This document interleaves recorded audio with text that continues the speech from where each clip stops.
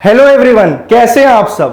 तो आज हम करने वाले हैं इंडियन पॉलिटी का सबसे इंपॉर्टेंट चैप्टर। और ये बात आप सबको पता है, अगर एग्जाम में इंडियन पॉलिटी आ रहा है तो इस चैप्टर से यानी कि पार्लियामेंट से क्वेश्चन बनना तो बिल्कुल तय है। ठीक है ना। तो अगर मैं बात करूं आपकी पूरी पॉलिटी वाले पोर्शन का, कम से कम 50% वॉल्यूम ये अकेला एक चैप्टर ले जाता है, क्योंकि ऑलमोस्ट हर चैप्टर कहीं ना कहीं इससे इंटरलिंक्ड होता है। ठीक है। तो अगर आपने इस चैप्टर पे अपनी पकड़ बना ली तो उसके बाद आप समझिए इंडियन पॉलिटी में आपको कोई दिक्कत नहीं आने वाली। तो आज ये समस्या जो है आपकी हम सॉल्व कर देंगे। ये चैप्टर बहुत बड़ा है तो इसको इसीलिए मैं दो पार्ट्स में कराऊंगा। आज इसका पार्ट 1 है जिसके अंदर हम जानेंगे कि पार्लियामेंट का कॉम्पोजिशन हुआ कैसे है, इसके अंदर कौन कौन से सदन आते हैं, प्रेसिडेंट का क्या काम होता है, हम जानेंगे आज की स्पीकर और ये जो चेयरमैन होता है इसका क्या काम होता है। तो ये सारी जो चीजें हैं आर्टिकल से रिलेटेड वो सारी चीजें आज हम देखेंगे।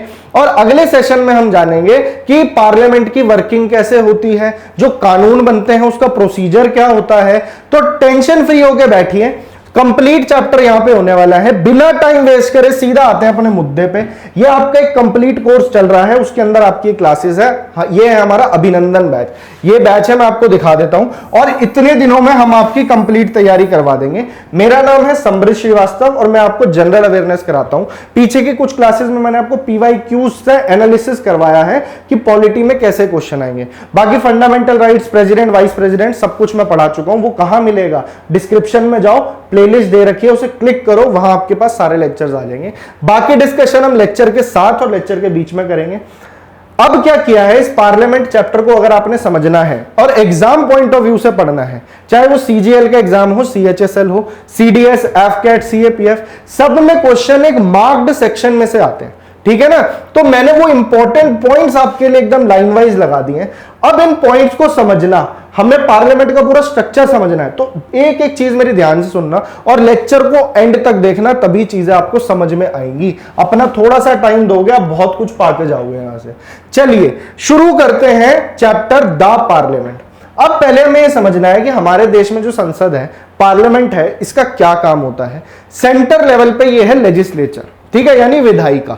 हमारे 3 सेक्शंस होते हैं, एग्जीक्यूटिव, लेजिस्लेचर, जुडिशरी। ये वो विंग है जिसके अंदर की आपके जितने भी कानून होते हैं वो सब कहां बनेंगे भाई? तो वो बनते हैं पार्लियामेंट में।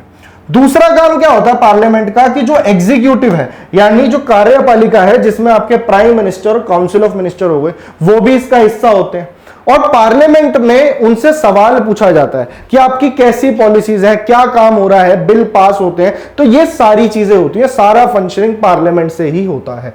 अब कॉन्स्टिट्यूशनली बात करें तो आपसे अगर एग्जाम में पूछ ले कि कौन से पार्ट में आता है ये वाला हिस्सा, तो पार्ट 5 में आता है, जो आपका द यूनियन वाला पोर्शन है, जिसमें प्रेसिडेंट हम पढ़ चुके हैं, वाइस प्रेसिडेंट हम कर चुके हैं। तो पार्लियामेंट पार्ट 5 में आता है। अगर आपसे पूछ ले इसमें आर्टिकल्स कहां से कहां तक हैं, तो आर्टिकल नंबर 79 से लेके आर्टिकल नंबर 122 ये यहां पे लिखा हुआ है। ठीक है। ये सारे आर्टिकल्स याद करने की जरूरत नहीं है, जो इंपॉर्टेंट है सिर्फ वो याद कराऊंगा। अब सीधा आते हैं अपने इंपॉर्टेंट चीजों पे। सबसे पहली चीज आपको याद रखनी है कि पार्लियामेंट बना किन किन चीजों से है। पार्लियामेंट में 2 हाउसेज होते हैं सेंटर लेवल पे। एक तो होता है लोकसभा, जिसे आप लोअर हाउस कहते हैं, और एक होता है राज्यसभा, जिसे आप अपर हाउस कहते हैं। ठीक है। उसके अलावा प्रेसिडेंट भी इसका पार्ट होते हैं। पेपर में क्वेश्चन आया है कि प्रेसिडेंट पार्लियामेंट का हिस्सा है या नहीं है, तो बता दूं कि प्रेसिडेंट एक इंटीग्रल पार्ट है पार्लियामेंट का। क्यों? क्योंकि जो भी बिल पार्लियामेंट से पास होगा उस पर फाइनल साइन किसके चाहिए? प्रेसिडेंट के चाहिए। तो हो गया ना कि इंपॉर्टेंट हिस्सा प्रेसिडेंट। उसके अलावा हाउस को समन करना है, प्रोड्यूस करना है, डिसॉल्व करना है, ये सारी चीजें हम लेक्चर के बीच में जानेंगे क्या क्या होती है। तो समझ लीजिए कि प्रेसिडेंट भी एक इंपॉर्टेंट हिस्सा है। अब देखिए ये चीज लिखिए, जो इंडियन पार्लियामेंट है इसके अंदर प्रेसिडेंट होते हैं, तो इसको आप एक्सक्लूड नहीं कर सकते। साथ ही 2 हाउसेज होते हैं, राज्यसभा जिसे काउंसिल ऑफ स्टेट्स कहते हैं, राज्यों की सभाएं ना, तो स्टेट्स आएगा, काउंसिल ऑफ स्टेट्स। और एक है पॉपुलर हाउस या हाउस ऑफ द पीपल, जिसे हम कहते हैं लोकसभा, और इसके पास सबसे ज्यादा पावर होती है लोकसभा के पास। क्यों? क्योंकि इसके अंदर जो लोग बैठे हैं वो डायरेक्टली आपके द्वारा चुने गए हैं, नॉर्मल सिटीजन्स के द्वारा। इसके लिए डायरेक्ट इलेक्शन होता है। अभी देखते हैं कैसे कॉम्पोजिशन हुआ इसका। तो आज जो बच्चे बिल्कुल वीक हैं पॉलिटी में, आराम से बैठ के लेक्चर देखो, एक कंसेप्ट क्लियर हो जाएगा। पार्ट 5 में आता है आर्टिकल 79 से 122 के बीच में। ये तो हो गई फैक्चुअल बात, इसे ऐसे याद कर लो, आगे रिपीट होती रहेंगी, याद होती रहेंगी। अब आपको याद रखना है, अगर पूछ ले पार्लियामेंट डायरेक्टली, पार्लियामेंट के बारे में कौन से आर्टिकल में दिया हुआ है, तो आर्टिकल 79 इसका सबसे पहला आर्टिकल है। पेपर में आंख बंद करके लगाया ना, पूछा जाता है पेपर में। तो आर्टिकल 79 बताता है स्ट्रक्चर ऑफ द पार्लियामेंट, ठीक है, और साथ ही कि उसके अंदर 2 हाउसेज हैं, Lok Sabha Rajya Sabha plus president. President इसका इंटीग्रल पार्ट है। जस्ट इसका जो नेक्स्ट आर्टिकल आता है, आर्टिकल नंबर 80, तो इसके अंदर आता है अपर हाउस, यानी कि इसमें लिखा है राज्यसभा का कॉम्पोजिशन वगैरह। तो ये हो गया राज्यसभा। तो आपसे पूछ ले राज्यसभा का कौन सा आर्टिकल रिलेटेड है, तो आर्टिकल नंबर 80 हो जाएगा आंसर, ठीक है। डायरेक्ट यही क्वेश्चंस आते हैं पेपर में। और जस्ट इसका नेक्स्ट आर्टिकल नंबर 81, तो इसके अंदर आ गया आपका लोकसभा, जिसे आप लोअर हाउस भी कहते हैं, लोकसभा। इतना समझ में आ गया? अभी तक ऐसा कुछ नहीं है जो आपके दिमाग के ऊपर से जाए, बस ये चीजें सुनते रहना, बहुत इजी है पॉलिटी, बस कॉन्टिन्यूएशन में पढ़ते जाइए। अब हम जानेंगे कि राज्यसभा का कॉम्पोजिशन क्या होता है, कौन बैठता है राज्यसभा में, और राज्यसभा का काम क्या होता है, ये हम आगे देखेंगे। तो सबसे पहले अगर मैं कॉम्पोजिशन की बात करूं, तो उससे पहले समझना है राज्यसभा के और क्या क्या नाम है। राज्यसभा को अपर हाउस कहते हैं, पेपर में क्वेश्चन है, प्रीवियस ईयर चेक कर लेना, अपर हाउस किसको कहा जाता है। और प्रीवियस ईयर क्वेश्चन की क्लास भी आपकी साथ साथ लग रही है, पीछे 2 लेक्चर्स आए हैं, जाके डिस्क्रिप्शन में चेक करो, कल और परसों 2 दिन लगातार आए हैं। तो अपर हाउस कहते हैं राज्यसभा को, इसको सेकंड चैम्बर भी कहते हैं। तो पहला चैम्बर हो गया लोकसभा, सेकंड चैम्बर ये आता है पहले आर्टिकल 80 में, ये याद रखोगे आप। हाउस ऑफ एल्डर्स इसे कहते हैं। और ये स्टेट्स और यूनियन टेरिटरीज, जो हमारे देश में स्टेट्स हैं, यूनियन टेरिटरीज हैं, उनको रिप्रेजेंट करते हैं, इसलिए राज्यों की सभा है। चलिए फटाफट आगे बढ़ते हैं। राज्यसभा को परमानेंट हाउस कहा जाता है क्योंकि ये कभी भी डिसॉल्व नहीं होता। डिसॉल्व का मतलब क्या, जैसे कि लोकसभा है, लोकसभा का टेन्योर कितना है, 5 साल का है ना, हर 5 साल में इलेक्शंस होते हैं, है ना। और 5 साल के बाद लोकसभा अपने आप में डिसॉल्व हो जाती है, उसके बाद फ्रेश इलेक्शंस होते हैं, फिर नई लोकसभा बैठती है, फिर 5 साल बैठती है, फिर फ्रेश इलेक्शंस होते हैं, फिर लोकसभा नहीं बैठेगी। बीच में अगर सरकार गिरी नहीं तो ठीक है, नहीं तो बीच में भी डिसॉल्व हो सकती है, यानी कि वो टेम्परेरी हाउस है। बात करें राज्यसभा की, तो राज्यसभा कभी भी डिसॉल्व नहीं होता। तो डिसॉल्व का मतलब हो गया ये कभी डिसॉल्व नहीं होता, इसलिए इसे हम परमानेंट हाउस कहते हैं। क्या कहते हैं, परमानेंट हाउस। हालांकि जो इसके मेंबर्स हैं उनका एक टेन्योर फिक्स होता है कि वो 6 साल तक के लिए बैठेंगे, फिर दोबारा उन्हें इलेक्ट होना पड़ेगा।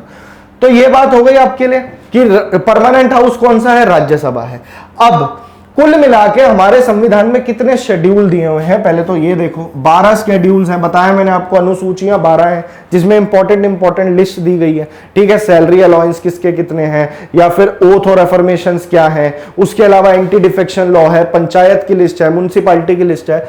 और उसी की तरह जो शेड्यूल नंबर 4 है, तो ये आपको याद करना है, जो चौथा शेड्यूल है, 4th शेड्यूल, इसके अंदर क्या लिखा है, इसके अंदर बताया गया है कि राज्यसभा में स्टेट्स और यूनियन टेरिटरीज के बीच में कितनी कितनी सीट्स बटेंगी, यानी allocation of seats in the Rajya Sabha to the states and union territories.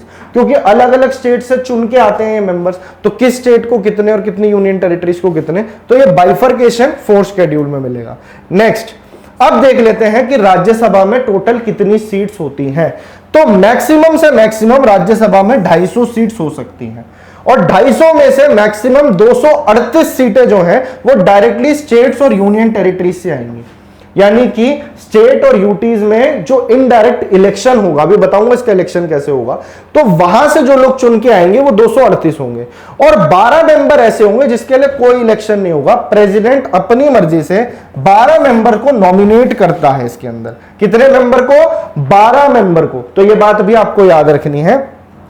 और ये होते हैं वो लोग जिनको स्पेशल नॉलेज या प्रैक्टिकल एक्सपीरियंस होता है अलग अलग फील्ड में, जैसे social service, art, science, literature etcetera, ठीक है। तो ये 12 मेंबर इलेक्टेड नहीं होते, ये बात ध्यान रखोगे।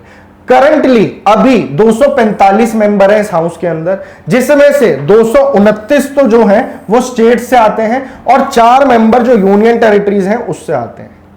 अब आप कहेंगे यूनियन टेरिटरी तो भाई हमारी 8 है, मेंबर 4 ही आ रहे हैं, अभी आगे बताऊंगा। क्योंकि सारी यूनियन टेरिटरीज की क्या होता है ना, एक पॉपुलेशन क्राइटेरिया कि कम से कम इतनी पॉपुलेशन होनी चाहिए, उसके ऊपर एक सीट आएगी, अब कुछ यूनियन टेरिटरी ऐसी हैं जो इसको क्वालिफाई ही नहीं करती हैं कि वो राज्यसभा में बैठ पाए। सिर्फ दिल्ली है और आपका जम्मू कश्मीर है और पौंडीचेरी है जो कि राज्यसभा के लिए क्वालिफाई करती हैं। उसके अलावा 12 मेंबर नॉमिनेट करता है प्रेसिडेंट अपनी तरफ से। तो ये अभी का कॉम्पोजिशन है, तो ये याद रख सकते हो, ये वाला क्वेश्चन पेपर में आएगा 12 मेंबर वाला। ठीक है, धीरे धीरे बेस बनाते हुए चलेंगे ताकि आप आगे जाके कॉम्प्लेक्स चीजों को समझ पाओ। कोई भी डाउट हो कमेंट सेक्शन में पूछ लेना। अब क्या है कि जो स्टेट रिप्रेजेंटेटिव होते हैं राज्यसभा के अंदर वो कहां से आते हैं, यानी कि जो ये मेंबर्स मैंने आपको बताया कितने 238 मैक्सिमम हो सकते हैं, अभी 229 प्लस 4 ऑफ यूनियन टेरिटरी। तो ये कहां से आते हैं? जो स्टेट्स की अपनी विधानसभाएं हैं उनका भी तो अपना कानून बनाने का एक स्ट्रक्चर होगा ना। जो विधानसभा है, जो लेजिस्लेटिव असेंबली है वहां की, ठीक है, तो जो लेजिस्लेटिव असेंबली यानी जो स्टेट लेजिस्लेचर है वहां पे जो आपके चुने हुए लोग बैठे हुए हैं, ठीक है, तो मतलब आपको समझ में आया, राज्यसभा के लिए आप लोग वोट नहीं डालते अगर आप एक नॉर्मल सिटीजन हो तो ये बात आपको समझ में आ गई। तो इसीलिए राज्यसभा का जो इलेक्शन होता है पेपर में पूछ ले, डायरेक्ट होगा या इनडायरेक्ट होगा? ये इनडायरेक्ट इलेक्शन हो गया। डायरेक्ट के अंदर डायरेक्ट सिटीजन वोट डालेंगे और इनडायरेक्ट के अंदर आपने किसी को चुना, उन्होंने आगे जाके आपके लिए किसी को चुना। स्टेट लेजिस्लेचर में जो लोग ऑलरेडी बैठे हुए हैं वो आगे इलेक्शन करते हैं। तो इस तरीके से हर स्टेट से चुन चुन के वहां पे राज्यसभा में आते हैं लोग और वो सीट्स को ऑक्यूपाई करते हैं। ठीक है जी। और सीट्स किस तरीके से डिवाइडेड है हर स्टेट में? तो हर स्टेट की, जिस स्टेट की ज्यादा पॉपुलेशन होगी वहां से ज्यादा मेंबर बैठेंगे, जिस स्टेट की कम होगी तो वहां से कम बैठेंगे। अब आपको समझ आ गया होगा सबसे ज्यादा सीट्स कौन सी स्टेट से आएंगी? तो उत्तर प्रदेश से आएंगी। कहां से आएंगी? उत्तर प्रदेश से। 31 मेंबर्स आते हैं उत्तर प्रदेश से। सेम लोकसभा में भी है, वहां भी पॉपुलेशन के बेसिस पे है, वहां पे 80 मेंबर्स आते हैं उत्तर प्रदेश से। वैसे ही फिर Maharashtra, West Bengal, Tamil Nadu, depending upon the population. और कुछ स्टेट्स ऐसी हैं जिनकी पॉपुलेशन इतनी कम है, जैसे त्रिपुरा का एग्जांपल दे रखा है, यहां से सिर्फ एक मेंबर बैठता है राज्यसभा में। तो सब कुछ पॉपुलेशन पे डिपेंड करता है। हालांकि अगर हम इसे कंपेयर करें यूनाइटेड स्टेट्स की सीनेट से तो वहां पे आपको समझ में आएगा कि वहां पे क्या है, वहां पे पॉपुलेशन को क्राइटेरिया नहीं रखते। वहां पे अगर 50 स्टेट्स हैं तो हर स्टेट से 2 मेंबर्स आके बैठते हैं, तो कुल मिला के 100 सेनेटर्स होते हैं वहां पे। ठीक है, पर इंडिया में ऐसा नहीं है, जितनी पॉपुलेशन उतनी रिप्रेजेंटेशन। ठीक है जी, चले आगे।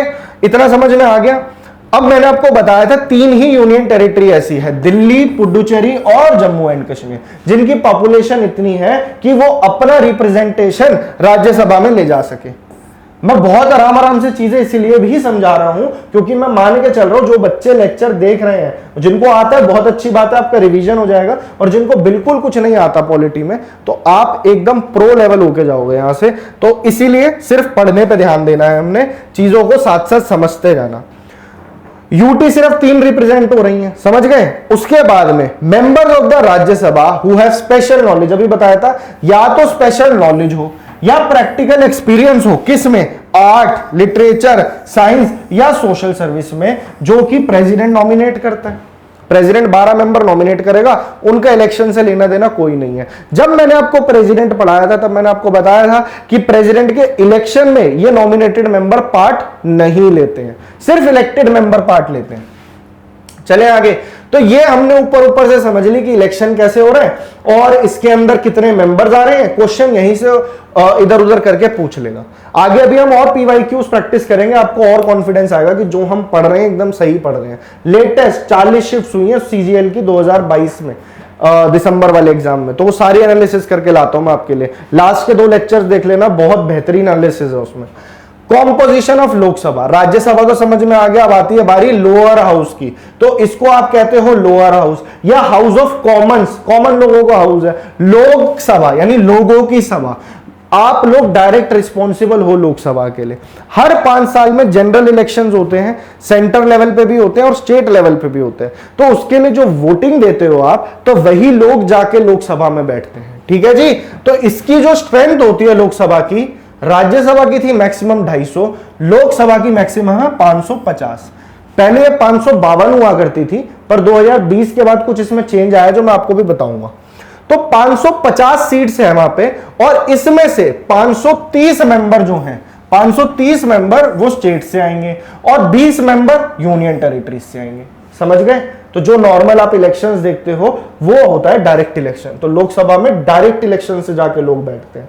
ठीक है जी, आगे बढ़ाएं कहानी को।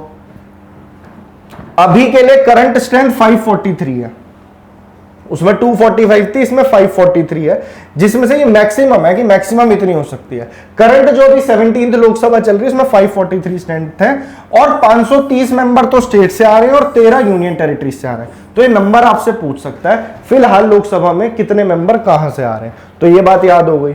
अब पूरे देश को अलग अलग क्षेत्रों में बांट रखा है इक्वल पॉपुलेशन के हिसाब से, तो उन क्षेत्रों को बोला जाता है अंग्रेजी में कॉन्स्टिट्यूएंसीज, और यही कॉन्स्टिट्यूएंसीज बनाती हैं जाके सीट्स। यानी देश को कुल मिला के 550 कॉन्स्टिट्यूएंसी में बांटा होगा। हर कॉन्स्टिट्यूएंसी से एक ना एक बंदा इलेक्ट होके आएगा, वो अलग अलग पार्टी का होगा या इंडिपेंडेंट कैंडिडेट होगा। जब वो जाके लोकसभा में सब बैठेंगे तो देखा जाएगा कि कौन सी पार्टी की मेजॉरिटी है, सबसे ज्यादा मेजॉरिटी, इसलिए कहते हैं जो मेजॉरिटी में है उसी की सरकार बनेगी। अभी प्रेजेंट में बीजेपी की सरकार है तो बीजेपी की सीट्स उसमें सबसे ज्यादा, जो एनडीए का आपका अलायंस है, कोलिशन भी होता है। समझ गए? तो इतनी कहानी समझ में आ गई। अब क्या है कि पहले, अब ये बता रहा है ये चीज कि पहले 552 होते थे, तो वो जैसे 12 मेंबर राज्यसभा में नॉमिनेट कर रहा था, पहले president 2 member Anglo Indian community, Anglo Indian community के मेंबर्स को भी नॉमिनेट करता था, इनका इलेक्शन नहीं होता था। ये पहले था आर्टिकल नंबर 331 के अंदर, ये वाला प्रोविजन। ठीक है, इसको बढ़ाते गए आगे टाइम टू टाइम, ऐसे ही 95th अमेंडमेंट एक्ट आया था लास्ट 2009 में, और फिर अगले 10 साल के लिए इसे रखा कि एंग्लो इंडियन मेंबर्स को अभी भी नॉमिनेट किया जाएगा। पर 2020 के अंदर एक अमेंडमेंट आता है 104th कॉन्स्टिट्यूशनल अमेंडमेंट एक्ट, ये एज इट इज याद कर लो। इससे ये वाला जो प्रोविजन था इसको खत्म कर दिया कि अब से ऐसा नहीं होगा, लोकसभा में चाहे स्टेट की लेजिस्लेटिव असेंबली में कोई एंग्लो इंडियन कम्युनिटी का मेंबर नॉमिनेट नहीं किया जाएगा। सिंपल है, इतना समझ में आ गया। तो अब देखते हैं आगे, जो स्टेट मेंबर होते हैं लोकसभा के, उन्हें डायरेक्टली चूज किया जाता है आपके द्वारा। इलेक्शन में वोट डालने जाते हो ना, यहां पे लगवा के आते हो इनकम पे, by the people from the state territorial seat, जो टेरिटोरियल सीट्स हैं उन्हीं को कॉन्स्टिट्यूएंसी कहते हैं। और जो इलेक्शन है वो किस पे बेस्ड होता है? वो बेस्ड होता है यूनिवर्सल एडल्ट फ्रेंचाइज। इसका मतलब क्या होता है भाई यूनिवर्सल एडल्ट फ्रेंचाइज?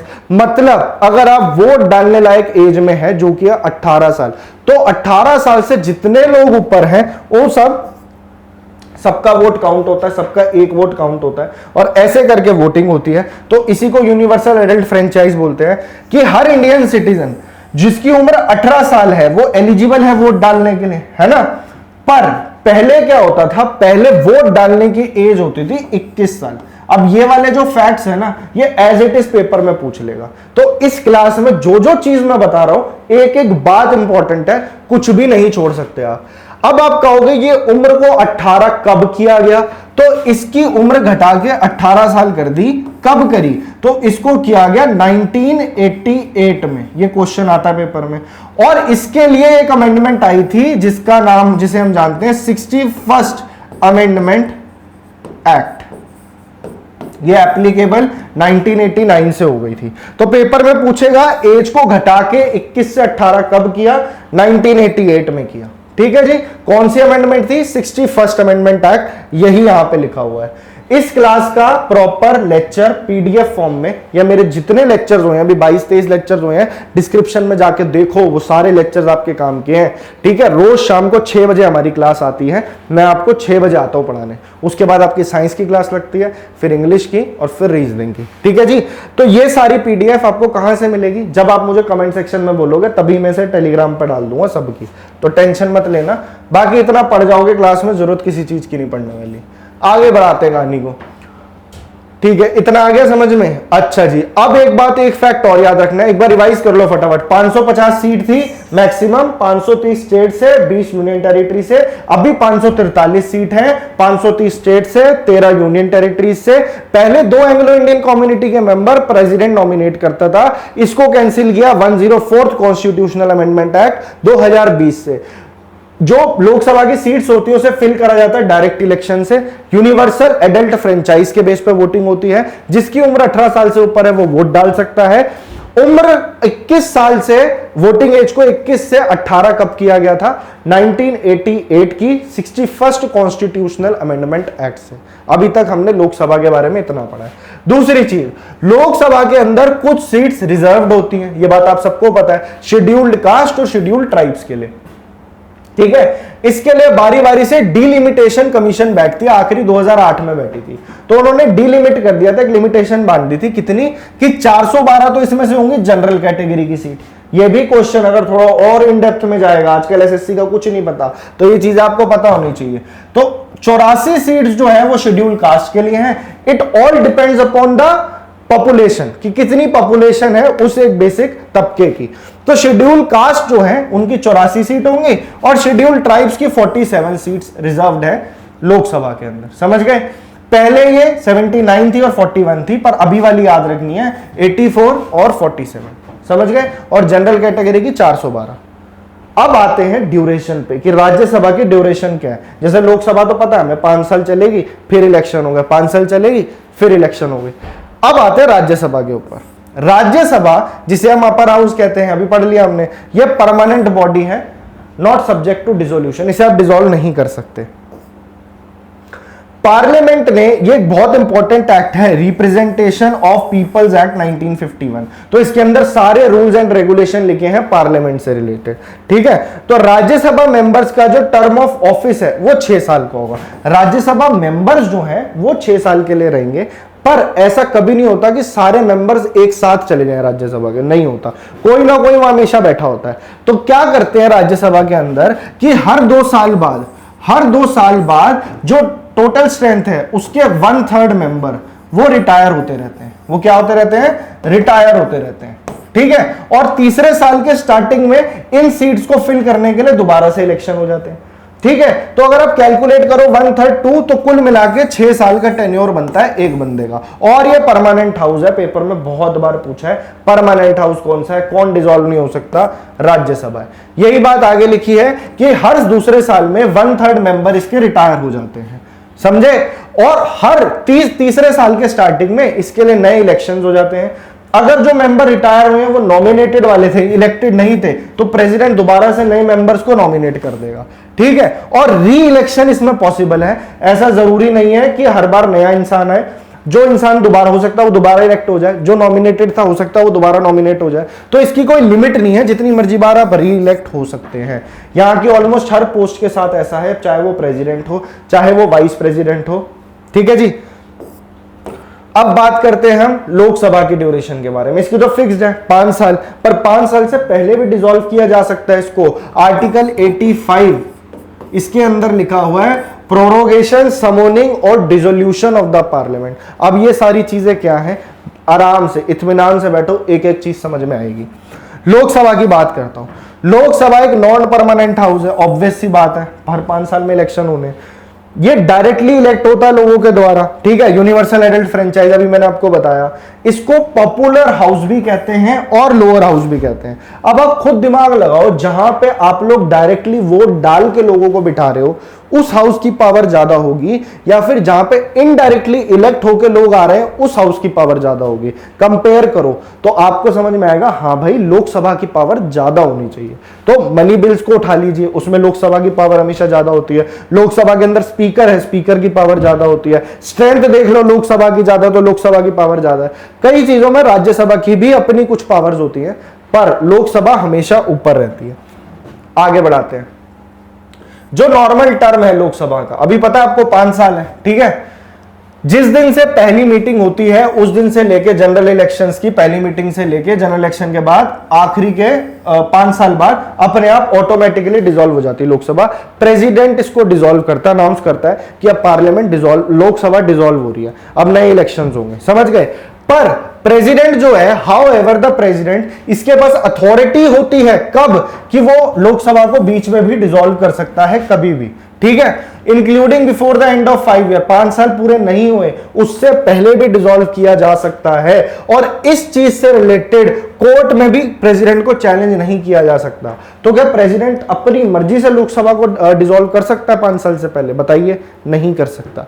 ये ज्यादातर केसेस में कब होता है? जब नो कॉन्फिडेंस मोशन चल जाए, सरकार का कॉन्फिडेंस ही खत्म हो जाए, सरकार की मेजोरिटी खत्म हो जाए। सरकार किसकी बनती है लोकसभा में? लोकसभा जो आपके देश की जो सरकार है वो कैसे बनती है? जो आपके चुने हुए लोग हैं उसमें से देखा जाएगा मेजोरिटी कौन सी टीम बना रही है, उसी टीम को कमान सौंपी जाएगी देश की। जैसे अभी आप करंट में देख सकते हो, ठीक है ना। अगर कल को उनसे कॉन्फिडेंस लूज हो गया, यानी इसका मतलब है कि लोकसभा का कॉन्फिडेंस है उस टीम के ऊपर। जिस दिन लोकसभा का कॉन्फिडेंस उनसे लूज हो जाएगा या फिर उनका कोई पेश करा हुआ बिल पास नहीं होता, तो इससे क्या समझ में आता है कि सरकार डिफीट हो गई है। फिर मजबूरन प्रेसिडेंट को लोकसभा डिसॉल्व करनी पड़ती है और फ्रेश इलेक्शंस अनाउंस करने पड़ते हैं।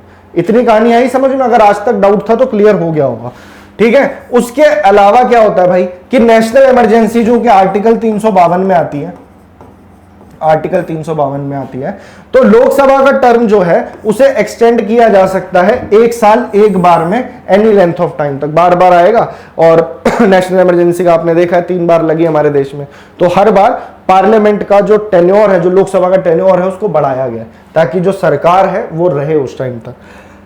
हो गई बात, अब ये भी खत्म हो गई, हमने टेन्योर भी जान लिया, राज्यसभा लोकसभा। अब बात कर लेते हैं मेंबरशिप के बारे में, ठीक है। क्लास के बीच में हमको टाइम नहीं मिलता इतना कि आपसे मैं कुछ और बात फालतू की चीजें कर पाऊं, फालतू की बकवास करूं, जो कि मेरी आदत नहीं है। मेरा काम है आपको एकदम to the point education provide करना है, ठीक है ना। कोई भी डाउट हो कमेंट सेक्शन में पूछ लेना, आपका टाइम हमारे लिए बहुत जरूरी है। एग्जाम आपका आने वाला है, जुलाई में सीजीएल का एग्जाम है, फिर सीएचएसएल, इस साल आप और भी बहुत एग्जाम्स दे रहे होंगे, तो इस कोर्स का आप बिल्कुल बेहतरीन तरीके से फायदा उठा सकते हो। अगर जो बच्चे यहाँ पे पढ़ने वाले हैं तो वो जरूर इस कोर्स का फायदा उठा लेंगे। शर्त यह है कि आपको लेक्चर सारे देखने हैं, और अगर लेक्चर अच्छा लगता है अभी के अभी चैनल को सब्सक्राइब कर लो ताकि आपको आने वाले लेक्चर्स का पता रहे। वैसे मैं बता दूं, रोज शाम को 6 बजे मैं आपसे मिलता हूं, 6 PM, और सारे टीचर्स आते हैं। उसके बाद में फिर साइंस की क्लास होती है, इंग्लिश और रीजनिंग मैंने आपको बताया। अभी पूरी टीम की भी मैं आपको दिखा दूंगा पिक्स। ये हमारा अभिनंदन बैच चल रहा है बीच में, क्योंकि टाइम नहीं लगता फिर, इसलिए मैंने कहा आपसे डिस्कस कर लूं। जो बच्चे नए आए हैं रेगुलर लेक्चर्स देखिए। मेरे लेक्चर्स कहाँ मिलेंगे आपको? डिस्क्रिप्शन बॉक्स में जाइए, वहां पे ऊपर प्लेलिस्ट होगी, Abhinandan batch general awareness by Samrit sir. वैसे ही और टीचर्स की भी प्लेलिस्ट आपको वहां पे मिलेगी, तो वो सारा कोर्स आप खत्म कर सकते हो। जनरल अवेयरनेस में अभी तक मैं मॉडर्न हिस्ट्री करा चुका हूं, ठीक है, उससे रिलेटेड पीवाईक्यू सारे प्रैक्टिस करा दिए, पॉलिटी के पीवाईक्यूज प्रैक्टिस करा दिए, पॉलिटी के बहुत सारे टॉपिक्स करा दिए, और आज हम पार्लियामेंट पे पहुंचे। आने वाले टाइम में स्टैटिक जी के आने वाला है। क्वालिफिकेशंस देख लेते हैं अगर पार्लियामेंट का मेंबर बनना है तो, ठीक है जी। A person is qualified to be a member of parliament under article 84, ये काम की बात है। अगर पूछ ले पार्लियामेंट का मेंबर बनने की क्वालिफिकेशन कौन से आर्टिकल में दी है तो आर्टिकल नंबर 84 में दी है संविधान के। क्या क्या है वो? तो ज्यादातर चीजों में सेम होती है। एक तो सिटीजन होना चाहिए वो इंसान इंडिया का, चाहे लोकसभा का मेंबर बनना हो चाहे राज्यसभा का। अगर उसको राज्यसभा का मेंबर बनना है तो उनकी उम्र कम से कम 30 साल होनी चाहिए, तो एटलीस्ट 30 ईयर्स। ईयर्स का कंसेप्ट जब आता है मैं तभी आपको रिवाइज करवा देता हूं। प्रेसिडेंट बनने के लिए कम से कम 35 साल, ठीक है। वाइस प्रेसिडेंट बनने के लिए कम से कम 35 साल, लोकसभा का मेंबर बनने के लिए कम से कम 25 साल, ये मिनिमम एज है, मैक्सिमम का कोई क्राइटेरिया नहीं है। राज्यसभा का मेंबर बनने के लिए कम से कम 30 साल, ठीक है। और अगर आपको म्युनिसिपैलिटी, लोकल बॉडी, पंचायती राज का मेंबर बनना है तो उसके लिए कम से कम, यानी लोकल बॉडी अगर मैं लिखूं तो इसमें कम से कम 21 साल, ठीक है जी। तो ये सारी एजेस मैंने आपके लिए लिख दी हैं, अब कंफ्यूजन नहीं होगा। तो 30 साल लेगा राज्यसभा के लिए, और in the case of Lok Sabha कम से कम 25 साल होना चाहिए। ये तो सबसे मिनिमम क्वालिफिकेशन है। इसके अलावा भी पार्लियामेंट ने अपनी एडिशनल क्वालिफिकेशंस लिख रखी हैं, बहुत सिंपल सी, जैसे कि वो एक मतलब दिमाग से सही होना चाहिए, बेवकूफ पागल नहीं होना चाहिए, ठीक है, इनसॉल्वेंट नहीं होना चाहिए, ठीक है, दिवालिया नहीं होना चाहिए। तो इस तरह की क्वालिफिकेशंस हैं, तो वो सारी चीजें होनी चाहिए। एक्चुअली में डिस्क्वालिफिकेशन में, क्वालिफिकेशन में तो सिंपल सी चीजें हैं कि एक वोटर होना चाहिए। जिस कंस्टिट्यूएंसीज, अगर आपको इलेक्शन लड़ना है तो देश की किसी ना किसी कॉन्स्टिट्यूएंसी से एक रजिस्टर्ड वोटर होना चाहिए। ये एड ऑन है पार्लियामेंट की तरफ से, कॉन्स्टिट्यूशन में लिखा है, ये पार्लियामेंट रूल डिसाइड करेगी कि क्या करना है। ठीक है। उसके अलावा कोई इंसान ऐसा है जो कि रिजर्व्ड सीट से लड़ना चाहता है, तो उसका रिजर्व्ड सीट में लाई करना जरूरी है, वो शेड्यूल कास्ट या शेड्यूल ट्राइब होना चाहिए। ऐसा नहीं कोई भी उस सीट से इलेक्शन लड़के, रिजर्व्ड सीट से लड़के और वो सीट पालेगा। तो ऐसी क्वालिफिकेशंस है, ठीक है। अब डिस्क्वालिफिकेशन किस में लिखी है? क्वालिफिकेशन तो हमने पढ़ लिया आर्टिकल 84 में। चलिए आर्टिकल रिवाइज करो पहले। Article 79 parliament, article 80 Rajya Sabha, article 81 Lok Sabha, अभी तक हमने यही पढ़ा। आर्टिकल 84 क्वालिफिकेशन चाहिए क्या पार्लियामेंट का मेंबर बनने के लिए। अब बात करते हैं डिस्क्वालिफिकेशन, कब कब वो डिस्क्वालीफाई हो सकता है। आर्टिकल 102 में लिखा है इसके बारे में, ठीक है। तो ये सारी कंडीशंस है, क्या क्या कंडीशन है कि उनका कोई ऑफिस ऑफ प्रॉफिट नहीं होना चाहिए गवर्नमेंट ऑफ इंडिया या स्टेट गवर्नमेंट के अंदर, ठीक है। तो ऑफिस ऑफ प्रॉफिट किसी भी तरह का प्रॉफिट ऑफ ऑफिस नहीं होना चाहिए स्टेट गवर्नमेंट या यूनियन गवर्नमेंट के अंदर। और दूसरा मेंटली इल ना हो, कॉम्पिटेंट कोर्ट से किसी ने इसको पागल घोषित ना कर रखा हो। दूसरा अनडिस्चार्ज इंसॉल्वेंट यानी दिवालिया नहीं होना चाहिए, बहुत कर्जे के अंदर डूबा ना हो। If he is not an Indian citizen, अगर वो इंडियन सिटीजन नहीं है, ठीक है, तो और if he has deliberately gained the citizenship of another country, तो ऐसा ना हो कि किसी और कंट्री का सिटीजनशिप हो, तो ऐसा नहीं होना चाहिए। तो सिंपल से डिस्क्वालिफिकेशन है, ऐसी ऐसी चीजें हैं। या फिर कोई ऐसा कानून जो पार्लियामेंट निकाल दे जो उसे डिस्क्वालीफाई करती हो। मेन मुद्दे की बात याद रखने की ये सारी चीजें नहीं है। आपको एक पॉइंट की बात जो याद रखनी है वो मैं बता देता हूं। अगर किसी मेंबर को डिस्क्वालीफाई करना है, वो इलेक्ट होकर तो आ गया, पर अब उसका डिस्क्वालीफाई करना है, वो किसी ना किसी ऐसे क्राइटेरिया में लाई कर रहा है। अब ये डिसीजन लेगा कौन? पार्लियामेंट के अंदर से अगर किसी को डिस्क्वालीफाई करना है तो ये डिसीजन सिर्फ और सिर्फ प्रेसिडेंट के हाथ में रहता है। किसके हाथ में? प्रेसिडेंट। पर प्रेसिडेंट अकेला इसमें कोई डिसीजन ले सकता है? नहीं, इसके अंदर उसका कंसल्ट करना जरूरी है इलेक्शन कमीशन के साथ। इलेक्शन कमीशन के साथ आर्टिकल नंबर 324 में आती है इलेक्शन कमीशन, आर्टिकल नंबर 324 हो गया यार। तो प्रेसिडेंट डिसाइड करेगा विद कंसल्टिंग इलेक्शन कमीशन और उसके बाद डिसाइड होगा कि डिस्क्वालीफाई करना है या नहीं करना है। अब ध्यान देना, एक चीज होती है जिसे हम कहते हैं डिफेक्शन, और इसके लिए आया था एंटी डिफेक्शन लॉ। तो पहले हम ये समझेंगे कि भाई डिफेक्शन क्या होती है। एक सेकेंड,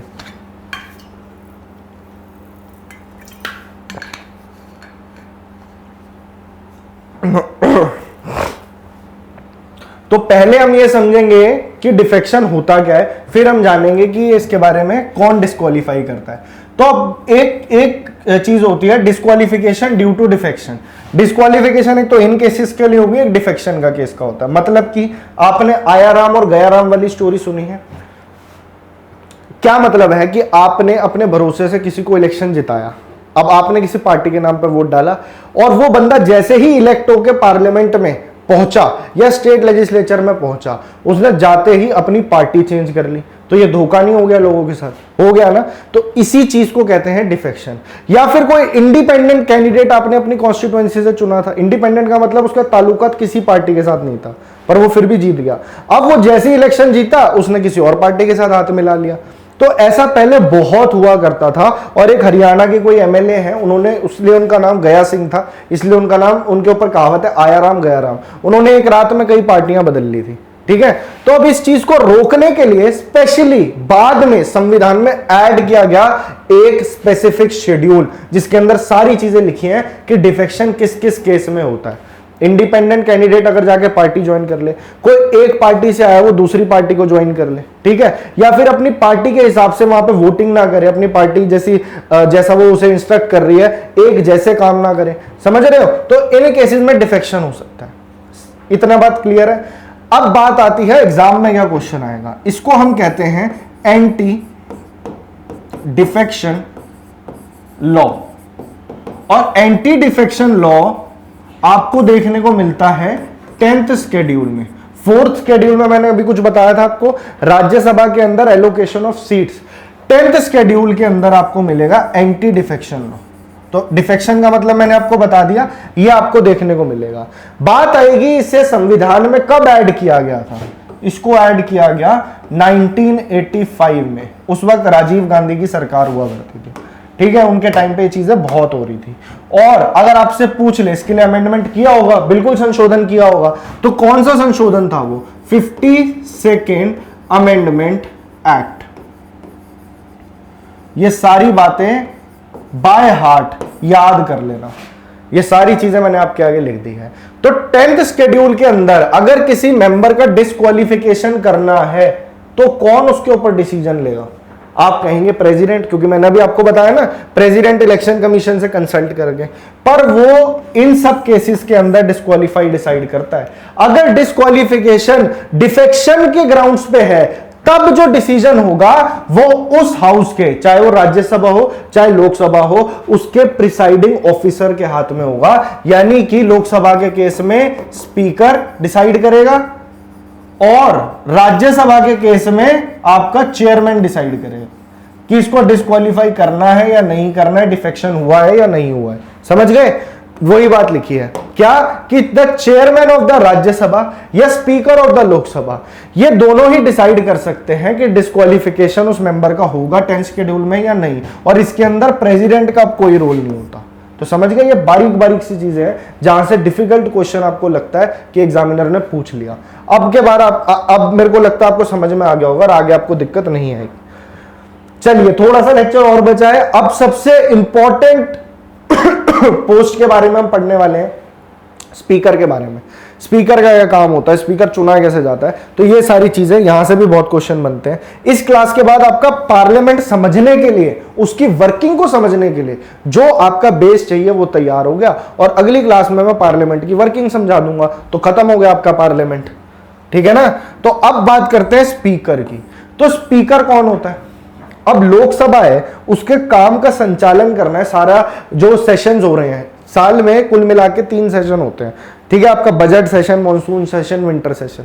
उसमें लोकसभा राज्यसभा बैठती हैं, किसी में बजट डिस्कस कर रही है, कभी कानून पास हो रहे हैं, कभी कुछ हो रहा है, कभी कुछ हो रहा है। तो ये सारे सेशन जो होते हैं ये एक दिन का काम नहीं है, इसके लिए महीना, 2 महीना, 3 महीने का कम से कम टाइम होता है। तो रोज मीटिंग्स हो रही हैं।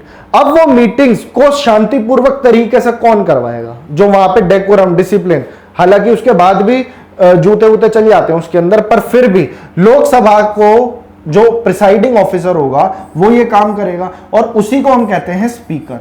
तो अगर आपसे पूछ ले लोकसभा का प्रिसाइडिंग ऑफिसर कौन होता है भाई, तो वो स्पीकर होता है।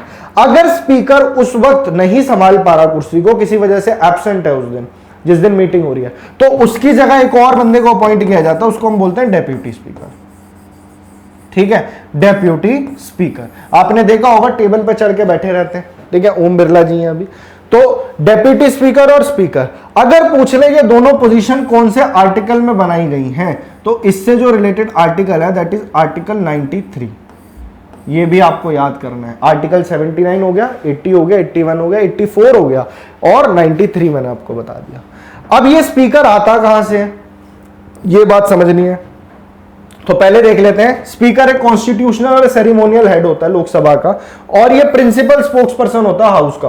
पूरे हाउस को रिप्रेजेंट करता है स्पीकर। बाकी मेंबर तो इंडिविजुअली होते हैं ना, पर ये पूरे हाउस की जो जिम्मेदारी होती है वो स्पीकर के हाथ में होती है।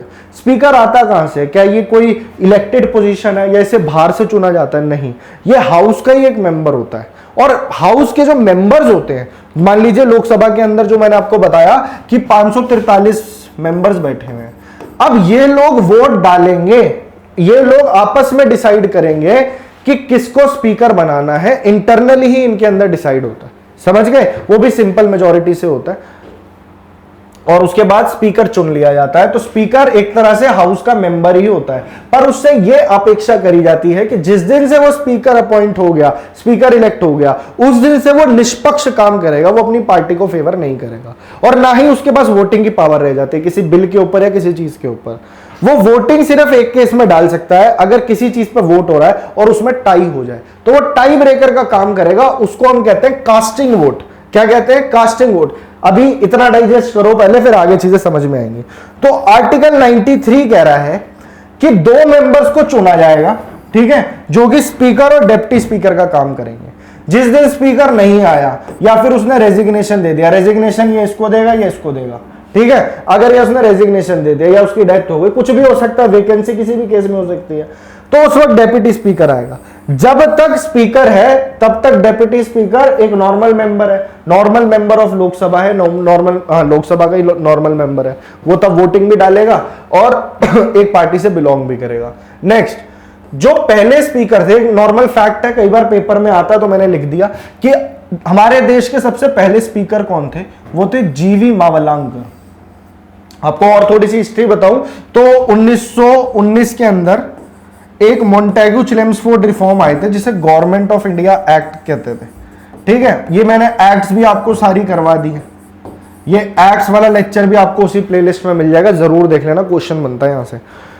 तो गवर्नमेंट ऑफ इंडिया एक्ट के अंदर इस पोजीशन को बनाया गया था कि जो सेंट्रल लेजिस्लेटिव असेंबली है उसका एक स्पीकर होगा, पर वो स्पीकर को स्पीकर नहीं तब प्रेसिडेंट कहते थे, और प्रेसिडेंट और वाइस प्रेसिडेंट, पर उसका फिर नॉमेनक्लेचर जो है वो आफ्टर इंडिपेंडेंस चेंज हुआ कि उसको स्पीकर कहा जाने लगा, क्योंकि उस टाइम पे गवर्नर जनरल ऑलरेडी थे, तो प्रेसिडेंट वैसी एक पोस्ट बना दी कि स्पीकर वाला काम प्रेसिडेंट को बोला गया।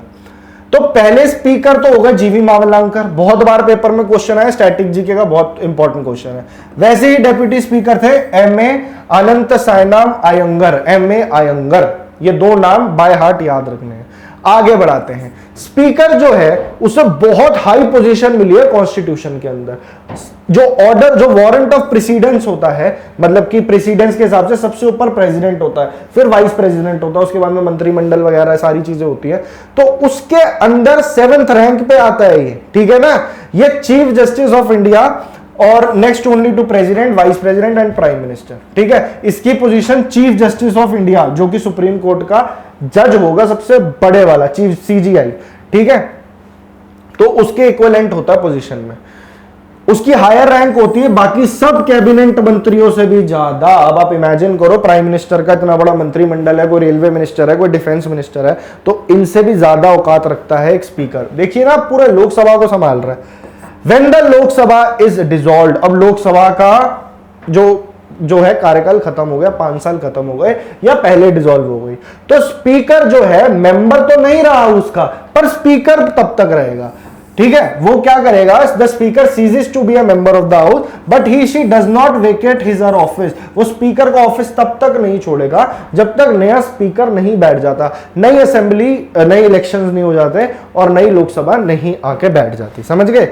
तो द स्पीकर में एट एनी टाइम रिजाइन, जब भी उसे अपना रेजिग्नेशन देना होगा, मान लीजिए वो टर्म नहीं पूरा करना चाहता, तो अपना रेजिग्नेशन किसको देगा, अपना रेजिग्नेशन अपने दोस्त डेप्यूटी स्पीकर को देगा, समझ गए। ये सिंपल सा प्रोसीजर था स्पीकर का। स्पीकर को हटाया कैसे जाएगा, तो स्पीकर को हटाने का जो प्रोसीजर है, अब उसे इलेक्ट किसने करा है, लोकसभा के अपने मेंबर्स ने आपस में करा है ना, तो उसकी रिस्पॉन्सिबिलिटी किसको होगी हटाने की, लोकसभा के मेंबर्स की। राज्यसभा का कोई रोल नहीं है इसके अंदर स्पीकर को हटाने में, पर इसको हटाना इतना आसान नहीं है। स्पीकर को हटाने के लिए स्पेसिफिकली एक रेजोल्यूशन रेज करना पड़ेगा, और उस रेजोल्यूशन को कम से कम उस हाउस के 50 लोग सपोर्ट करेंगे, तब जाके उस पर डिस्कशन होगा, और डिस्कशन होगा फिर वोटिंग होगी। वोटिंग होगी, अगर मेजॉरिटी में लोगों ने बोल दिया, वहां पे वोटिंग हुई कि हाँ स्पीकर को हटाइए, तभी स्पीकर को हटाया जाएगा। पर कौन सी मेजॉरिटी, इसे हम कहते हैं एब्सोल्यूट मेजॉरिटी या इफेक्टिव मेजॉरिटी। अब इस मेजॉरिटी को स्पेशल मेजॉरिटी से कंफ्यूज मत करना। अगर आपने मेरा वाइस प्रेसिडेंट का लेक्चर देखा है, वहां मैंने बताया है ये कौन सी मेजॉरिटी है। मेजॉरिटी का मतलब सिंपल होता है, यस या नो में वोटिंग हो रही है, तो जिसके भी 50% + 1 होंगे तो वो हो गई सिंपल मेजॉरिटी, सिंपल मेजॉरिटी, ठीक है जी। और एक होती है स्पेशल मेजॉरिटी, जिसमें 2/3 हाउस के मेंबर्स होते हैं, यानी 66.66%। कुछ चीजों में ऐसी मेजॉरिटी चाहिए होती है जैसे प्रेसिडेंट को हटाने के लिए, पर सिंपल मेजॉरिटी होती है the members present and voting. जरूरी नहीं है कि हाउस के अंदर 550 मेंबर्स हैं तो सब प्रेजेंट हो, जितने प्रेजेंट होंगे उनमें से जो मेजॉरिटी मिल गई तो मिल गई। नहीं, स्पीकर को हटाने के लिए चाहे एब्सेंट हो ना हो, टोटल मेजॉरिटी देखी जाएगी। अगर हाउस में 545 मेंबर हैं तो इसका आधा कर लीजिए, 250 से ऊपर पड़ेगा, तो उतने वोट होने कम से कम जरूरी है। समझ पा रहे हो मेरी बात? अगर कोई डाउट है ना तो क्लैरिटी से मेरे से पूछ लेना, पक्का नेक्स्ट क्लास में बता दूंगा। कमेंट सेक्शन आप ही के लिए, कमेंट किया कीजिए। तो एब्सोल्यूट मेजॉरिटी मिलेगी तब जाके, ये ऑर्डिनरी मेजॉरिटी नहीं होती है, तो एब्सोल्यूट मेजॉरिटी यानी members of the house, members of the total members of the house, not present and voting, इसे कहते हैं all the then members of the house, जितने भी हाउस के मेंबर्स हैं। अब कितने आए वोट के लिए, नहीं आए उससे डिपेंड नहीं करता। तो आगे बढ़ते हैं। तो इस तरीके से स्पीकर को हटाया जा सकता है, और उसको हटाने से पहले कम से कम 14 दिन का भाई नोटिस देना पड़ेगा कि आपके लिए अब हम एक रेजोल्यूशन निकाल रहे हैं और अब इस पर वोटिंग होगी। ठीक है जी। तो ये सारी चीजें हमने समझ ली। तो हमने समझ लिया स्पीकर रिमूव कैसे होगा, इलेक्ट कैसे होगा। तो इलेक्शन की जो डेट होती है ना स्पीकर की, वो कौन फिक्स करता है? अगर यू बिटवीन द लाइंस आपसे क्वेश्चन पूछ ले, दिमाग में ना रहे, पेपर में आ सकता है, कौन फिक्स करता है स्पीकर के इलेक्शन की डेट? तो वो प्रेसिडेंट ही बताता है कि इस दिन इलेक्शन होगा। और तब तक के लिए जब तक नया स्पीकर नहीं आ रहा है, तो उस टाइम के लिए पहले सेशन के लिए प्रोटेम स्पीकर रखा जाता है, भी उसके बारे में बताऊंगा। As soon as after the first sitting of the Lok Sabha, जैसे ही पहली सिटिंग हुई लोकसभा की, स्पीकर को इलेक्ट कर लिया जाता है आपस में। सिंपल मेजोरिटी से इलेक्शन होता है, पर इधर एब्सोल्यूट मेजोरिटी थी। सिंपल मेजोरिटी मतलब उतने लोग जितने हाउस में प्रेजेंट हैं, बेशक जो एब्सेंट है उनको नहीं काउंट करे, जितने प्रेजेंट है उसकी सिंपल मेजोरिटी 50% + 1। तो कोई स्पेसिफिक क्वालिफिकेशन नहीं चाहिए। अगर वो मेंबर है उस हाउस का, अगर वो लोकसभा का मेंबर है, तो आपस में वोटिंग होगी, सिंपल मेजोरिटी से वोटिंग होगी और स्पीकर बन जाएगा। अब सबसे इंपॉर्टेंट मुद्दा आता है कि भाई ये स्पीकर के बारे में हमने सुन तो बहुत कुछ लिया, अब ये भी बताओ कि इसका काम क्या होता है। तो इसके काम आप गिनते जाइए बस, और ये आपको याद रखने हैं। स्पीकर का एक तो आर्टिकल याद हो गया होगा 93, ठीक है। सबसे मेजर रिस्पॉन्सिबिलिटी इसकी होती है कि हाउस के अंदर ऑर्डर और डेकोरम, डिसिप्लिन बना, मतलब मॉनिटर है, ऑर्डर एंड डेकोरम बना के रखे हाउस का, जिससे कि जो रेगुलर बिजनेस है, जो हाउस की प्रोसीडिंग है, उसमें कोई गड़बड़ ना हो, वो स्मूथली चलती रहे। समझ गए? तो ये काम होता है स्पीकर का। अब और इन डेप्थ जाएंगे तो समझ में आएगा और क्या काम होता है। दूसरा, he she can adjourn the proceedings of the house और suspend the meeting in the absence of quorum. अब जो बच्चे नए हैं, जो पॉलिटी नहीं जानते, उनको इसका मतलब नहीं पता होगा। देखिए, स्कूल में बंक मारते थे, कभी मास बंक मारा है क्लास के अंदर? तो क्या होता था कि मान लीजिए आपकी क्लास में 50 बच्चे, ठीक है, और पूरी टीचर आई अपना पूरा मन बना के कि आज तो मैं ना पढ़ाने के लिए आई हूं, ठीक है। अब 50 में से क्या होता है कि 45 बच्चे भी नहीं है क्लास में, मात्र 45 बच्चे भी नहीं है क्लास में, और मतलब ये समझ लो क्लास में सिर्फ 4 बच्चे आए हैं, ठीक है। अब टीचर कहेगी यार 50 बच्चों की क्लास, 4 बच्चों के लिए मैं अपना इतना मत्था मारूंगी, जाओ तुम भी छुट्टी पे जाओ। तो यही काम होता है कोरम का। यानी कि अगर हाउस के अंदर 1/10 लोग भी नहीं आए हैं उस वक्त, तो क्या करेगा? वो कहेगा ठीक है अगली बार मिलेंगे। हाउस को एडजर्न करना बोलते हैं इसको। क्या बोलते हैं? हाउस को एडजर्न कर दिया। वो देखता है कि कोरम है या नहीं है। अगर इतने एब्सेंट हैं तो फिर क्या फायदा मीटिंग करके। तो ये भी एक प्रोसेस होता है, ही शी कैन एडजर्न। और इसमें भी एडजर्नमेंट होती है एडजर्नमेंट सिन डाई। ये हम आगे नेक्स्ट क्लास में बताऊंगा पक्का। अभी आप इतना समझ लो कि एडजर्न का मतलब जब कोरम देखेगा, कोरम आपसे पूछा पेपर में क्या होता है, QUORUM, ये होती है 1/10 स्ट्रेंथ, यानी 10% लोग कम से कम होने चाहिए। अगर नहीं होंगे तो स्पीकर एडजर्न कर देगा। अब वोटिंग चल रही है किसी बिल को लेकर के, हाउस से बिल तो पास करना ही है। मान लीजिए वोटिंग के लिए बैठे हैं 300 लोग उस वक्त उस हाउस में, ठीक है। अब क्या हुआ कि 150 लोगों ने तो उसके पक्ष में वोट कर दिया, यानी यस बोल दिया, और 150 ने उसके लिए नो बोल दिया कि नहीं हमें ऐसा बिल नहीं चाहिए। पड़ गया ना, टाई हो गया इसके अंदर, आपस में हाउस के अंदर। अब क्या करेगा स्पीकर? इसके अंदर टाई ब्रेकर का काम करेगा। टाई ब्रेकर बोले तो नॉर्मल केस में वो वोट नहीं डालता, पर जहां पे जरूरत पड़ गई, टाई हो गया, तो बस वहां पे वोट डालेगा। अब अगर एक वोट इस तरफ डाल दे तो बिल पास, अगर वोट इस तरफ डाल दे तो बिल फेल। समझ गए? तो इसी वोट को कहते हैं स्पीकर का कास्टिंग वोट। क्या कहते हैं? Casting vote. पेपर में पूछ ले कास्टिंग वोट कौन से आर्टिकल में आता है, कास्टिंग वोट या वोटिंग ऑफ द हाउस कौन से आर्टिकल में आती है, तो ये आपके आर्टिकल नंबर 100 में आ जाएगी, आर्टिकल 100 में, ठीक है। सिंपल है। तो 3 फंक्शन पढ़नी है। ऑर्डर डेकोरम बनाएगा हाउस के अंदर, हाउस को एडजर्न कर देगा अगर उसमें 1/10 लोग यानी कोरम नहीं है तो। तीसरा कास्टिंग वोट देगा अगर टाई हो गया तो। उसके बाद अब क्या होगा, मान लीजिए लोकसभा से तो बिल पास हो गया, या फिर राज्यसभा से बिल पास हो गया, दूसरे हाउस में आया, वहां पे वो बिल पास नहीं हुआ, वहां पे वो बिल पास नहीं हुआ, यानी कि अब बिल पास तो करवाना, कुछ ना कुछ तो पता लगे क्या करना है। तो इस सिचुएशन को हम कहते हैं डेडलॉक। क्या कहते हैं? डेडलॉक लग गया, लॉक लग गया बीच में। अब इस लॉक को तोड़ने के लिए प्रेसिडेंट का रोल आता है। प्रेसिडेंट क्या करता है? एक ज्वाइंट सिटिंग बिठाता है। क्या बिठाता है? ज्वाइंट सिटिंग, जिसमें दोनों हाउसेस के मेंबर डेलिबरेटली साथ आके बैठते हैं और फिर दोबारा वोटिंग करी जाती है। तो आप समझ गए हो कि इसमें फायदा किसका होगा? लोकसभा का होगा, स्ट्रेंथ ज्यादा है ना, तो ज्वाइंट सिटिंग में फायदा ज्यादातर लोकसभा को मिलता है। ठीक है, तो ज्वाइंट सिटिंग में जो बिल अटका हुआ है उसे पास कराना है। अटके हुए बिल को बोलते हैं डेडलॉक। और ज्वाइंट सिटिंग से रिलेटेड जो आर्टिकल है ये आपके पेपर में आता है, आर्टिकल नंबर 108। साथ साथ याद कर लो, आर्टिकल नंबर 108। और ज्वाइंट सिटिंग को बुलाता कौन है? तो ये प्रेसिडेंट का काम होता है। और किसी भी सेशन को बुलाना उसको बोलते हैं समन, समन करना। ठीक है, तो प्रेसिडेंट ही जो साल के जितने सेशंस होते हैं पार्लियामेंट के उनको समन करता है, और जब सेशन के अंदर जो उनका मोटिव है वो पूरा हो गया 2-3 महीने बाद, तो सेशन को खत्म करना उसको बोलते हैं प्रोरोगेशन। ये काम भी प्रेसिडेंट का होता है। पर अगर लोकसभा को डिसॉल्व करना है तो वो डिसोल्यूशन होता है। तो ये सारी पावर प्रेसिडेंट के पास होती है, जो आर्टिकल नंबर 85 इसको देता है। 85 टेंशन मत लो, एक बार में याद नहीं होगा तो उसकी दिक्कत मत लेना। क्लासेस रोज रोज देखो, ये चीजें आगे पीछे किसी ना किसी चैप्टर में रिपीट मिल जाएंगी। प्रेसिडेंट में मैंने आपको बताई थी। अब आप कहोगे ठीक है, आप कहां प्रेसिडेंट पे चले गए, हम तो स्पीकर पढ़ रहे थे।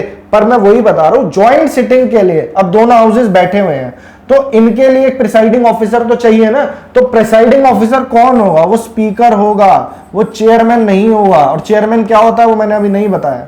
राज्यसभा का जो प्रिसाइडिंग ऑफिसर होता है उसको चेयरमैन कहते हैं। तो बिठाने को तो राज्यसभा के चेयरमैन को बिठा सकते थे, पर नहीं, स्पीकर बैठेगा हमेशा ज्वाइंट सिटिंग की सिटिंग पे। समझ गए? यहीं से क्वेश्चन आता है पेपर में। जितने पॉइंट बता रहा हूं सारे बस लिखते जाओ भाई, याद करते जाओ। ये 4 मैंने आपको बता दिए, ज्वाइंट सिटिंग के बारे में बता दिया। ठीक है जी, ये सबसे इंपॉर्टेंट फंक्शन है। समझ रहे हो कितने इंपॉर्टेंट फंक्शन है स्पीकर के? अब दो कैटेगरी के बिल होते हैं, कई कैटेगरी के होते हैं। ऑर्डिनरी बिल होता है, private member bill, public member bill, money bill, finance bill, बहुत सारे बिल होते हैं। अब एक तरीके के होते हैं bill money bill. Money bill जो होते हैं ये ज्यादातर आर्टिकल नंबर इसके लिए है 110, आर्टिकल 110। सिर्फ इंपॉर्टेंट आर्टिकल लिखवा रहा हूं, तने तो याद कर लेना। तो आर्टिकल 110 कहता है कि मनी बिल का मतलब है, अब वो डेफिनेशन लिखिए क्या होता है मनी बिल। कोई बिल ऐसा है, बिल का मतलब तो पता होगा यार कि उसे अब कानून बनाना है, वो उठा है एक सेशन के अंदर। तो मनी बिल का मतलब ये है जिसका रिलेशन कहीं ना कहीं देश के पैसे से है, जैसे कंसोलिडेटेड फंड ऑफ इंडिया से। CFI 3 तरह के फंड होते हैं, consolidated fund of India, public account fund और कंटिजेंसी फंड। ये हम आगे पढ़ेंगे। कंसोलिडेटेड फंड ऑफ इंडिया से अगर कोई ट्रांजैक्शन है, यानी पैसे से रिलेशन है, या फिर कोई टैक्स लगाना है, कोई टैक्स हटाना है, तो पैसे का मैटर है। और इस मैटर में ज्यादातर पावर लोकसभा के पास ही होती है। ये मैं आपको नेक्स्ट क्लास में बताऊंगा। पर कोई बिल मनी बिल है या नहीं है, इसका डिसीजन कौन लेगा? इसका डिसीजन सिर्फ और सिर्फ स्पीकर के हाथ में होता है। किसके हाथ में होता है भाई? स्पीकर के हाथ में होता है। तो ये बात आप याद रखोगे, अगली क्लास में दोबारा रिलेट करवाऊंगा। समझ गए? ये सारे फंक्शन थे स्पीकर के। अब बात कर लेते हैं, एक होता है स्पीकर प्रो टाइम। इसका ज्यादा कोई खास रोल नहीं होता, बस ऐसे याद रख लो कि जब मान लीजिए जनरल इलेक्शन हुए हैं, नई असेंबली, नई मीटिंग हो रही है हाउस की, लोकसभा की, अब उसके अंदर कुछ दिन के लिए जब तक नया स्पीकर नहीं आ जाता तो सबको बिठाना, शपथ वपथ दिलवाना और बाकी नया स्पीकर का इलेक्शन होल्ड करना, तब तक के लिए भी तो कोई ऑफिसर चाहिए ना ऊपर। तो तब तक के लिए एक स्पीकर प्रोटेम बिठाया जाता है, बस ये काम होता है स्पीकर प्रोटेम का। ये एक टेम्परेरी ऑफिस है, कुछ दिनों के लिए होता है, दैट्स ऑल। पूछ लेगा इसमें से टेम्परेरी ऑफिस कौन सा है? स्पीकर प्रोटेम है। ये पहली सिटिंग में प्रिसाइड करता है, पहली सिटिंग में बैठता है हाउस की, और जब तक नया स्पीकर नहीं आ जाता तो नया स्पीकर इलेक्ट करवाने का काम इसका।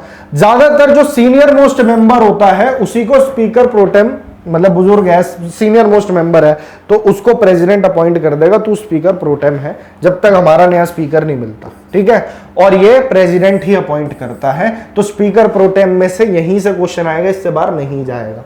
ठीक है, आज की क्लास थोड़ी सी लंबी जरूर हो गया, पर ये समझो भाई पार्लियामेंट है कितना लंबा चैप्टर, और ये सारी चीजें वो बता रहा हूं जो पेपर में आती है। चलिए भाई आगे बढ़ते हैं, डेप्टी स्पीकर पे आते हैं फटाफट। स्पीकर के साथ ही डेप्यूटी स्पीकर को चुना गया था। उसी तरीके से उसका इलेक्शन होगा। कैसे तरीके से? सिंपल मेजोरिटी, हाउस के आपस में ही मेंबर वोट डालेंगे, सिंपल मेजोरिटी से हो जाएगा, डेप्टी स्पीकर अपॉइंट हो गया, ये भी लोकसभा के अपने मेंबर आपस में ही इलेक्ट कर लेते हैं। इनको इलेक्ट किया जाता है जैसे ही स्पीकर का इलेक्शन खत्म होता है। और स्पीकर के इलेक्शन की डेट कौन फिक्स कर रहा था? प्रेसिडेंट। डेप्यूटी स्पीकर के इलेक्शन की डेट स्पीकर खुद फिक्स करता है, ठीक है। ये वही ड्यूटी परफॉर्म करता है जो स्पीकर करता है, पर कब? जब स्पीकर का ऑफिस खाली है, स्पीकर अभी अपॉइंट नहीं हुआ है, रेजिग्नेशन दे दिया है, बीमार पड़ गया है, नहीं आया है मीटिंग पे, तब डेप्यूटी स्पीकर करता है। और जब डेप्यूटी स्पीकर स्पीकर का काम करता है तो in case the speaker is absent, तब क्या होता है? डेप्यूटी स्पीकर बैठता है। और ज्वाइंट सिटिंग का मामला है, ज्वाइंट सिटिंग में भी अगर स्पीकर नहीं आया तो उस वक्त कौन बैठेगा? तब भी डेप्यूटी स्पीकर आएगा उसकी जगह, ठीक है। अब आप कहोगे सर अगर डेप्यूटी स्पीकर भी नहीं आया तो? होता है ऐसा, डेप्यूटी स्पीकर नहीं आया तब जाके बोलेंगे भाई राज्यसभा का चेयरमैन है, हमारे देश के वाइस प्रेसिडेंट है, उनको बिठाइए, ठीक है जी। तो ये ज्वाइंट सिटिंग का खेल हो गया। जब स्पीकर अपने हाउस में है, मतलब वो एब्सेंट नहीं है, तब तक डेप्यूटी स्पीकर एक नॉर्मल मेंबर की तरह होता है, ऑर्डिनरी मेंबर होता है, और वो बिल के लिए, बिल के खिलाफ जैसे भी वोट करना है, हाउस की मीटिंग्स हो रही है तो वो एक नॉर्मल मेंबर है, ठीक है। जैसे ही वो डेप्यूटी स्पीकर स्पीकर का रोल प्ले करेगा तो बस फिर उसके किरदार में आ जाएगा। बस इतना ही था डेप्यूटी स्पीकर से रिलेटेड। और एक चीज बता देता हूं मैं आपको, एक होता है panel of chairperson of Lok Sabha. अब ये क्या कहानी है? ये होता है स्पीकर क्या करता है, वो कहता है बुरे से बुरे वक्त के लिए अगर मैं नहीं हुआ, स्पीकर नहीं हुआ, कभी डेप्यूटी स्पीकर नहीं हुआ, तब भी हाउस की मीटिंग कौन करवाएगा? तो एक पैनल ऑफ चेयरपर्सन ये जो होता है ना, स्पीकर अपॉइंट करके रखता है। ये panel of chairperson for Lok Sabha, ये एडिशनल पॉइंट है, मैं आपको बता रहा हूं बेसिक अंडरस्टैंडिंग के लिए, आपको पता होना चाहिए। तो अब क्या करेगा? अगर मान लीजिए टेम्परेरी एब्सेंट है तो उस वक्त कौन संभालेगा गद्दी को? ये पैनल इन्होंने अपॉइंट कर रखा है, इसमें से कोई ना कोई आ जाएगा, समझ गए? चलिए, deputy speaker, chairman of Rajya Sabha, तो अब सेम सी कहानी है। इसके बारे में तो मैं सब कुछ बता चुका हूं आपको, last to last lecture vice president पढ़ाया था। तो चलिए फटाफट से इसको वाइंड अप करते हैं। छोटा सा पॉइंट है, चेयरमैन ऑफ राज्यसभा। राज्यसभा का चेयरमैन कौन होता है? जो प्रिसाइडिंग ऑफिसर, जो मान लीजिए जो लोकसभा का प्रिसाइडिंग ऑफिसर था उसको स्पीकर कहते थे, और इधर जो राज्यसभा का प्रिसाइडिंग ऑफिसर है उसको हम चेयरमैन कहेंगे, बस नाम का फर्क है। तो ये चेयरमैन होता है, ठीक है। और चेयरमैन होता कौन है? तो चेयरमैन होता है हमारे देश का vice president. Vice president president बनता कब है? जब प्रेसिडेंट का ऑफिस थोड़े टाइम के लिए खाली हो। पर वैसे क्या करेगा जो वाइस प्रेसिडेंट है? मटर छीलेगा बैठ के? नहीं, उसका भी कुछ काम है ना। जो भी जगदीप धनखड़ जी हैं वो एक्स ऑफिशियो चेयरमैन है आपके राज्यसभा के। तो जो काम स्पीकर का लोकसभा में, वही काम चेयरमैन का राज्यसभा में, ऑर्डर और डेकोरम बनाए रखना, ये काम है। अब ये वाइस प्रेसिडेंट के बारे में बताया, कल मैंने बताया था आर्टिकल 63 वाइस प्रेसिडेंट बताता है कि एक वाइस प्रेसिडेंट होना चाहिए, और आर्टिकल 64 और 89। अच्छा, स्पीकर और डेप्टी स्पीकर के लिए मैंने आपको आर्टिकल बताया था ना 93। अब ध्यान रखना, चेयरमैन और डेप्यूटी चेयरमैन के लिए होता है आर्टिकल नंबर 89 और आर्टिकल 89 और 64 में यही लिखा है कि जो एक वाइस प्रेसिडेंट होगा इंडिया का, वो एक्स ऑफिशियो चेयरमैन होगा, यानी चेयरमैन होगा राज्यसभा का, ठीक है। और ये कौन होगा? जिसका कोई वही सारी चीजें हैं, old office of profit, Rajya Sabha का मेंबर होना चाहिए, और सिटीजन ऑफ इंडिया, सारी क्वालिफिकेशन मैं पहले पढ़ा चुका हूं। ड्यूरिंग एनी पीरियड, जब वाइस प्रेसिडेंट प्रेसिडेंट का रोल प्ले, प्रेसिडेंट वाला काम कर रहे हैं, प्रेसिडेंट उस वक्त के लिए ऑफिस में नहीं है, कब नहीं होते हैं, वैकेंसी कब बनती है, उसके लिए लेक्चर देखो भाई जाके, सब कुछ एक क्लास में बता दूं। जाओ, अभी तक आए हो तो जाओ उस प्लेलिस्ट को देखो, सब कुछ पढ़ाया हुआ है। तो वाइस प्रेसिडेंट जो है, और वो उस प्लेलिस्ट को खत्म करने में आपको ज्यादा टाइम नहीं लगेगा, गारंटी दे रहा हूं भाई, अभी भी टाइम है, 1-2 दिन लगाओगे, उस सारे लेक्चर्स के साथ आप स्पीड बना लोगे, और इस कोर्स को आप कभी भी देख सकते हो। वाइस प्रेसिडेंट जो है, जब प्रेसिडेंट की तरह एक्ट कर रहा होगा, उसके फंक्शंस को डिस्चार्ज कर रहा होगा, अब आप कहोगे उस टाइम के लिए राज्यसभा का कौन देखेगा सब कुछ काम वाम? तो उसके लिए एक वाइस चेयरमैन यानी डेप्यूटी चेयरमैन का एक ऑफिस होता है। He does not perform the, उस वक्त के लिए वो ड्यूटीज नहीं परफॉर्म करता चेयरमैन की, और उस वक्त कौन आता है? डेप्यूटी चेयरमैन,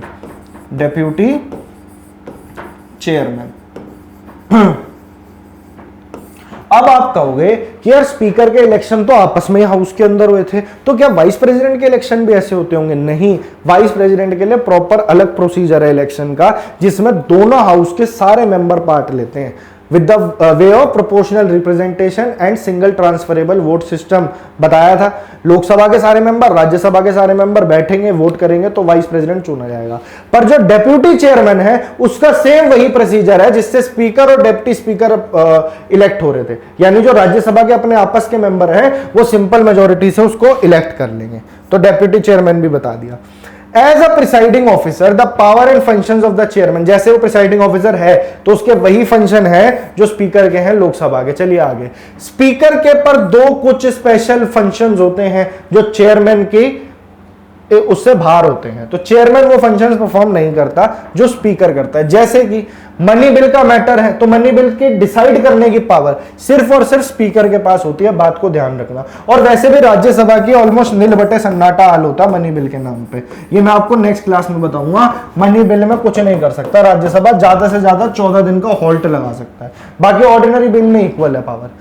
स्पीकर जो है वो ही प्रिसाइड करेगा joint sitting deadlock, article 108 president बिठाएगा, प्रिसाइडिंग ऑफिसर स्पीकर होगा। ठीक है, तो सिर्फ स्पीकर बैठ सकता है, चेयरमैन नहीं बैठ सकता।